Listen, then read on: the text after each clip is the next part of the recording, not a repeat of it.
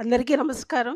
ఈరోజు ఈ చర్చా వేదికకి ముఖ్య అతిథులుగా సభాధ్యక్షత వహించిన రాష్ట్ర మహిళా అధ్యక్షురాలు, అలాగే గౌరవ ఎమ్మెల్సీ వరద కళ్యాణి గారికి, అలాగే మరో ఎమ్మెల్సీ గారికి, చైర్పర్సన్ సుభద్ర గారికి, తిరుపతి మేయర్ శిరీష గారికి, భాగ్యలక్ష్మి గారికి, ఇక్కడికి విచ్చేసినటువంటి వివిధ హోదాల్లో ఉన్న వైఎస్ఆర్సీపీ పార్టీ మహిళలందరికీ, ప్రింట్ అండ్ ఎలక్ట్రానిక్ మీడియాకు నా హృదయపూర్వక నమస్కారాలు తెలియజేసుకుంటూ,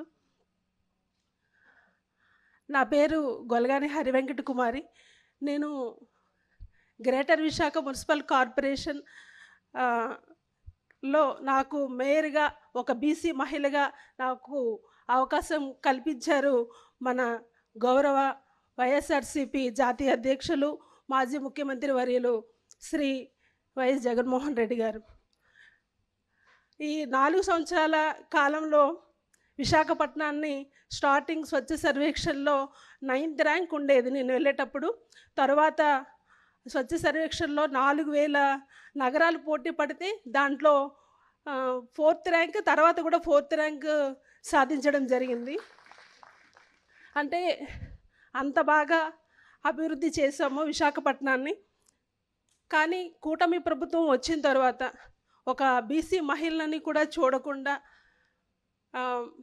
మా కార్పొరేటర్స్కి ప్రలోభాలు పెట్టి భయభ్రాంతులను చేసి వాళ్ళ వైపుకు తిప్పుకొని నన్ను మొన్ననే దించేయడం జరిగింది.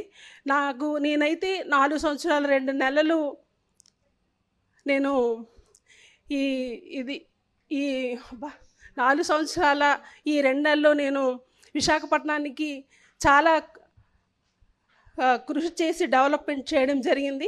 ఈ 10 నెలల కాలానికే కూటమి ప్రభుత్వము వేరే మేయర్ని, వాళ్ళకి అనుకూలమైన కూటమి సభ్యుల్లో ఒకరిని మేయర్గా పెట్టి ఒక బీసీ మహిళలను నన్ను దించేయడం జరిగింది.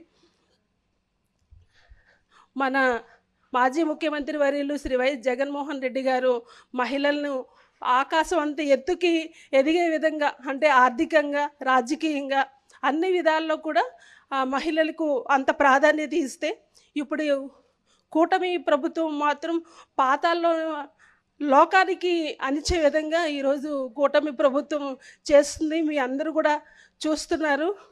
ఈ వేదిక కూడా మహిళలకు వంచన కార్యక్రమం వేదిక. మీరందరూ చూస్తారు. మహిళల కోసమే నేను మాట్లాడదలుచుకున్నాను.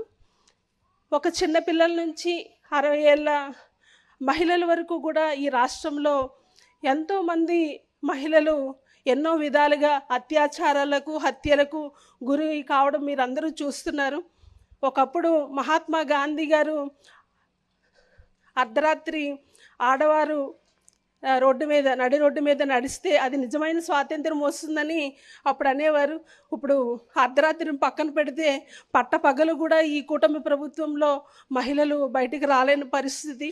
అటువంటి పరిస్థితుల్లో మనం ఉన్నాము.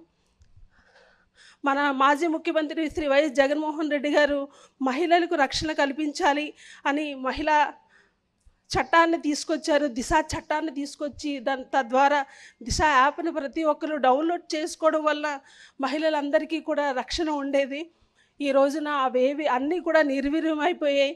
ఇప్పుడు మంత్రులుగా ఉన్న నియోజకవర్గాలు, అంటే ఉప ముఖ్యమంత్రి పవన్ కళ్యాణ్ గారు కావచ్చు, అలాగే హోంమంత్రి గారు కావచ్చు, వాళ్ళ నియోజకవర్గంలో జరుగుతున్న అరాచకాలకు కూడా వాళ్ళు మహిళలకి ఎటువంటి రక్షణ ఇవ్వలేకపోతున్నారు.